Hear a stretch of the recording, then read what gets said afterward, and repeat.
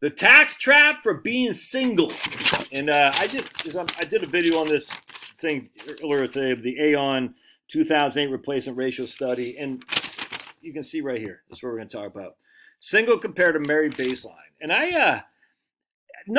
this is in 2008.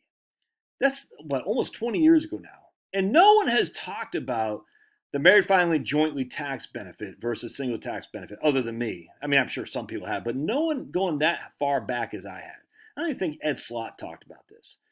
It's amazing to me because here's the Aon study, the Aon consulting study, and they mentioned it, but just kind of briefly. But no one said, hey, you better take advantage of married filing joint tax. If you're married, you better take advantage of your MFG tax filing status because at some point your surviving spouse will pay higher taxes, i.e. the widow's tax trap. But there is a single tax, all that is, I call it widow's tax trap, but it's a single tax trap, for sure. Single taxpayers pay more. And no one talked about it. And this is in 2008. And I was a member in good standing with the Financial Planning Association. I read religiously the Journal for Financial Planning, all this stuff.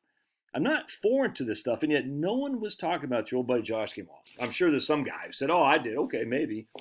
But this is crazy. So this is beginning in 2008. Single compared to married baseline. At the lowest income levels, pre-retirement taxes are higher for singles than for married couples. All right.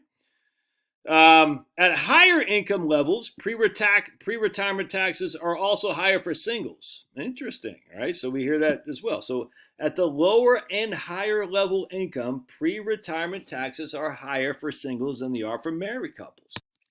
However, post-retirement taxes are also far greater at the higher income levels for singles.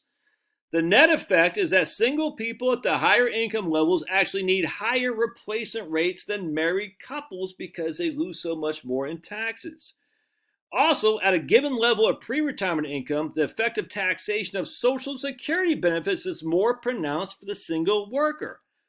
The retirement income thresholds at which Social Security benefits become subject to income tax are lower for a single taxpayer because those provisions for provisional income haven't been changed since 1983. The threshold at which 50% of a Social Security becomes taxable is $25,000 for a single taxpayer compared to $32,000 for married. $34,000 is at 85% is subject to taxation for single, whereas $44,000 for married, and those thresholds haven't changed. But you hear right here, far greater. Post-retirement taxes are far greater at the higher income levels for single people. And that's not even when you factor in Social Security tax. They kind of did right there, but no one until I came along, I'm sorry, it's true, did a study to show you the difference in taxation of single versus married filing jointly. No one did. Maybe Ed Slott did. I don't think so. I forgot what name of that book he had in like 2009, 10, which is a great book, by the way. But I don't know anyone who did. The point being is, this is another reason if you're single, you want to do your Roth as much as possible. I'm not saying I don't care what your income is, but the reason being is because we know the not just a tax torpedo that hits you on the lower income for Social Security, but basically the more you have in Roth, the less you have in your pre-tax money, the less taxes you'll pay in retirement. When you least afford to have another expense, this is what I always say to people. People say, I got an email the other day about a guy say, why would I do a Roth if all things being equal, it comes out the same? But basically, if I'm the same, if 12% pre-tax versus 12% post-tax or pre-tax, 12% pre-retirement tax versus 12% retirement tax is the same thing. I get it, but it's not the same thing because Social Security is now included once you're post-retirement. And that Social Security now, it can bring up, I'm not going to do a video on this right now because I've done it 1,000 times. But the more income you have from pre-tax money, the more it makes your Social Security subject to taxation. I'm just telling you, man, you can have $1 extra in post-tax money, a pre-tax money distribution for, like, say, RMD or something like that. You could have $1 of a distribution could equal $1.85 in taxable income for you. That's how bad it can get. And I mean, it can get like that for married couples too, don't get me wrong. But I'm just saying for single people, yeah, you're going to have to pay more on the front end, but you want to pay less in the back, dude. Because the back from Social Security is subject to taxation too. The more you can get free from taxation in retirement, the better off you're going to be.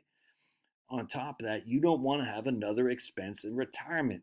Bite the bullet now while you have the money, man. I cannot stress this enough. Anyway, See ya. That isn't this isn't rocket science, but it is. You need to know. Not that you have to be a rocket scientist to know this stuff. You just be your old buddy Josh in a t-shirt, haven't shaved. I have brushed my pearly yellows today though.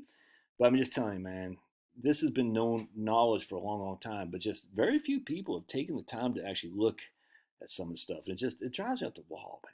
I just don't get it. But that's why I'm glad YouTube's here, because more and more people are getting it. So, follow that like button. We'll see you and go watch the Falcons. I'm certainly lose because it looks like the Buccaneers are killing Carolina. I'd like to see the Falcons win so they can go to the playoffs, but they're playing the Redskins. I just don't see it happening. All right, God bless. We'll see you.